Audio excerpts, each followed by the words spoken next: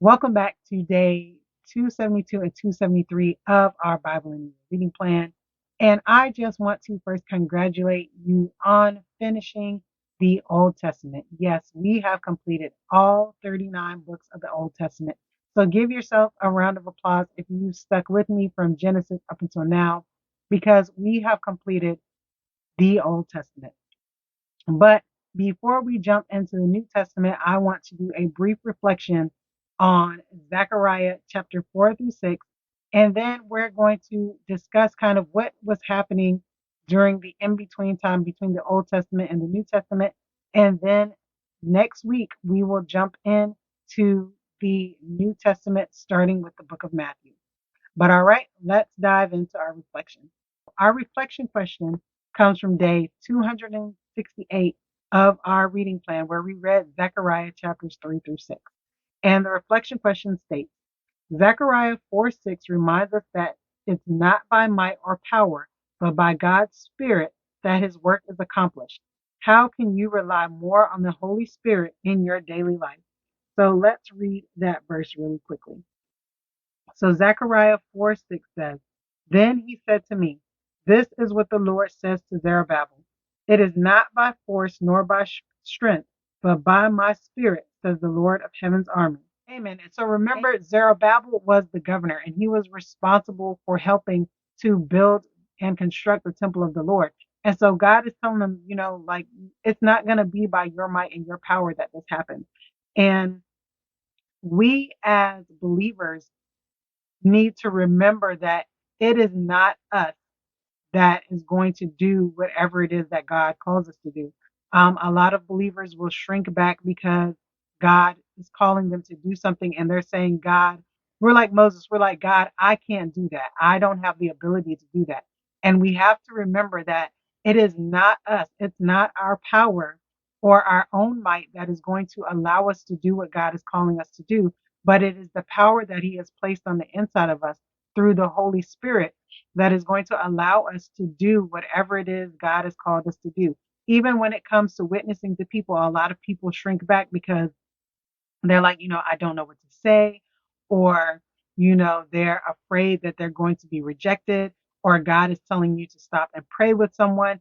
And we get afraid because we're like, well, God, I can't do that. I don't know how to do that. I don't know what to say. And the word of God consistently tells us that God is going to work through us, that it's the Holy Spirit that empowers us to do the things that God has called us to do.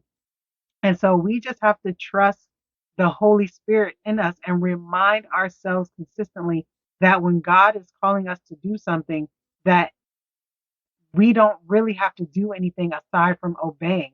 And when we obey, the Holy Spirit will show up, God's power will show up, and God will make things happen. We don't have to do anything but trust in the Lord. And I know that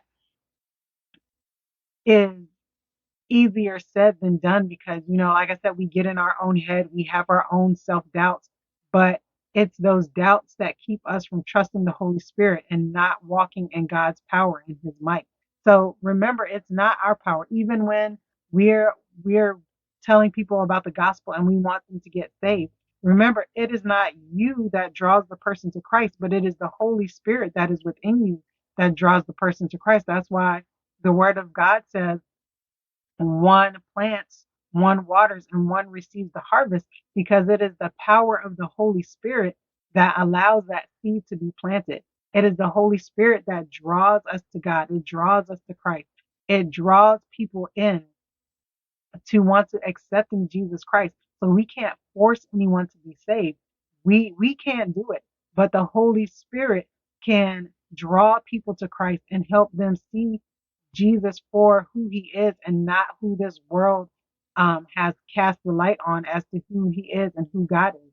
So we just need to remember in our day to day when we hear that pulling of the Holy Spirit, telling us to share our testimony with someone, or to stop and ask a stranger in the store if they need prayer, or if your pastor asks you to do something, to remember that it's not by our own power that we're going to get this stuff done, but it's through God's Holy Spirit that he's placed inside of us through his own might and power. that things are going to get done, that people are going to be changed, that people's lives are going to be restored. And we just have to be obedient and step out on faith. And remember, I'm not doing anything. It's the Holy Spirit that's going to make this work and make this come together. And so I just want to encourage you on today to, when you start feeling those doubts in your mind about when God asks you to do something, to remember that it's God's power that's going to work through you. You don't have to do it in your own power. Let God do the work. Let the Holy Spirit do the work, and it will turn out just fine. But all right, let's shift and talk a little bit about the intertestamental period. I think that's how that's said. But it's the time between the Old Testament and the New Testament. And excuse me, I'm going to have to look at my notes for this. But there is roughly a 400-year gap between the Old Testament and the New Testament, between the time that the Jews, so the Old Testament really ends with Nehemiah and Ezra and the people of God coming back from exile to Babylon. That's really where the Old Testament ends. And then we have the prophets that we read um, before, Haggai, Zechariah, and Malachi. Those are the last prophets pretty much that are around during that time. And so that's really where the Bible ends, the Old Testament story ends, is Nehemiah and Ezra with the people returning back from the Babylonian Empire and coming back to resettle Judah and Jerusalem and that whole period. And so there's a roughly a little 400 years or a little bit more of time that happens between that. And there's a lot going on in this time, but there are no um, new canon books being written at this time. And so um, during this time, we have the return of the nation of Israel during the Persian Empire. So there are several empires that arise that we've actually seen mentioned in the book of Daniel that come up during this time. And so you have the rise of the Persian Empire. And then after the Persian Empire, the Greek Empire comes. And remember in Daniel, when Daniel was praying and the angel came and he said, that he was battling with one of the princes to help hold back the prince of Greece from coming. And so that was the next kingdom that was coming. And we saw that in Daniel, even with King Nebuchadnezzar and his golden statue. And it was talking about the different kingdoms that were coming. And so after the nation of Israel was ruled by the Persian kingdom, then came the Greek kingdom, and they were ruled from the Greek kingdom. And that is when we have Alexander the Great coming and doing his conquest and conquering much of the world. His kingdom unfortunately fell apart, and now it was actually ruled by a bunch of his generals and a bunch of other people underneath him that took over once Alexander the Great died. And so during this time, the Jewish people learned a new language. They learned Koine Greek, which is what a lot of the New Testament writers wrote in. It was a second language that Jewish people spoke. They also began to speak Aramaic at this time. And so Hellenism, which is the Greeks imported a lot of their worldview and thought during this time. And so we read about this in the New Testament about the Hellenistic Jews, which were the Jews that had taken on a lot of the Greek culture and the um, the Greek thought and the way of life, so to speak. They had embraced that, and so that was kind of the culture at the time during the Greek period. And then we had the revolution, the revolt, the Maccabean revolt that took place during the Greek period as well, and they revolted against, the Greek rulers that were ruling at that time, and Israel kind of self-governed itself a little bit during this period. And then after that came the Romans, and so the Roman Empire is the backdrop of the New Testament. So when we get into the New Testament, the Jewish people are under the authority of the Roman Empire. So they went from being under the authority of the Persians to the Greeks. And now when Jesus comes on the scene, they have been under the authority of the Roman Empire. So during this time period, there were no canonical books that were written, as I already stated.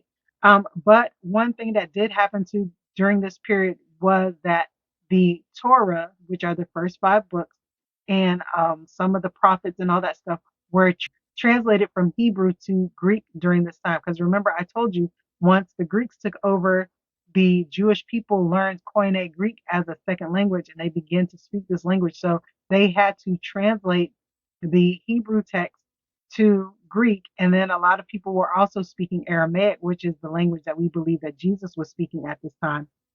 And so um, that's when the Old Testament was translated, and that's what they refer to as the Septuagint text of the Bible. And that's where we get a lot of our modern translations of the Old Testament from, is from the Greek Septuagint. But there were other books written at this time, such as the Apocrypha. So if you are Catholic or you're Eastern Orthodox, your Old Testament kind of continues with these deuterocanonical books, things such as Tobit, um, things such as Esdras. You have the Maccabees, first and second Maccabees, and then you have some additions to the book of Daniel that were written during this time period. These different books were written, and so you can find them in the Catholic Bibles. They are really good for understanding what was happening culturally during this time, because like I said, there's not a lot of information about what's happening to the Jewish people during this time. Because remember, when we jump into the New Testament, they've already jumped into the Roman period of history. And in the Old Testament, there weren't Pharisees, there weren't Sadducees, there weren't all these other different groups, there weren't Hellenistic Jews. So those books kind of describe what's happening in those periods and the thought processes of the Jewish people during those periods of time. So when we arrive at Jesus, we are introduced to a new host of people and people groups that within the Jewish community and within the Jewish culture that did not exist in the Old Testament. And so those other apocryphal books kind of explain some of that stuff, and some of the theology and thought processes of the Jewish people during that period, during that 400 period between the Old Testament and the New Testament, and before Jesus arrives on the scene. So those books are, like I said, you could read them if you want to. You can find them in Catholic Bibles, Eastern Orthodox Bibles. They put them as canon, or they classify them as canon. But for Protestants, we do not classify those books as canon because they were not part of the original Old Testament canon. So that's why they're not in the Protestant Bibles, because we just don't consider them as canon. Whereas, like I said, Catholic, Eastern Orthodox, they do consider them as canon, even though they weren't written during the time of Moses or anything like that. They're in that quote unquote silent period where there are no canonical books being written. So they have their purpose, but they're not, whether you read them or not, is completely up to you. And so that is kind of a summary of what was happening during that in between period between the Old Testament and the New Testament. So I'm looking forward to starting the book of Matthew with you guys, starting the New Testament. The New Testament is made up of 27 books. The first 4 books are the Gospels, which talk about the life of Jesus, his ministry, his birth in some of them. Some of them don't have it, his miracles that he did, and then his death and his resurrection are what you're going to find in the Gospels. And all of the Gospels are different. They're all written to different people. They're written to different audiences. And so you'll find different things sprinkled throughout the Gospels. But the first 4 books that we're going to read is the Gospels. And then we get into the only book of history in the New Testament, which is the book of Acts, which I love because it shows the birth of Christianity and the birth of the church, the early church, so to speak, which is so important. And then we get into our letters, and we have a lot of the letters are written by the Apostle Paul, who we'll talk about when we get into the book of Acts. And then we have other letters by the other apostles like Peter, John. We have letters that are written by James, who is believed to be one of the brothers of Jesus. And so we have all of these letters to the early church that talk about church life, how we're to live as Christians, how we're to live our life in the midst of a sinful culture and sinful world. So there's a lot of information. And then the last book of the New Testament is Revelation, which kind of gives us a behind the scenes look of what is actually going on in the world and what God's plans are, what he plans to do, and how he plans to redeem this world back after sending his son Jesus Christ and then sending him back again because Jesus comes twice, sending him back again to redeem the world. So that's kind of the book of Revelation. It's showing the behind the scenes plan that God has for the world, not just the nation of Israel, but for the world at large.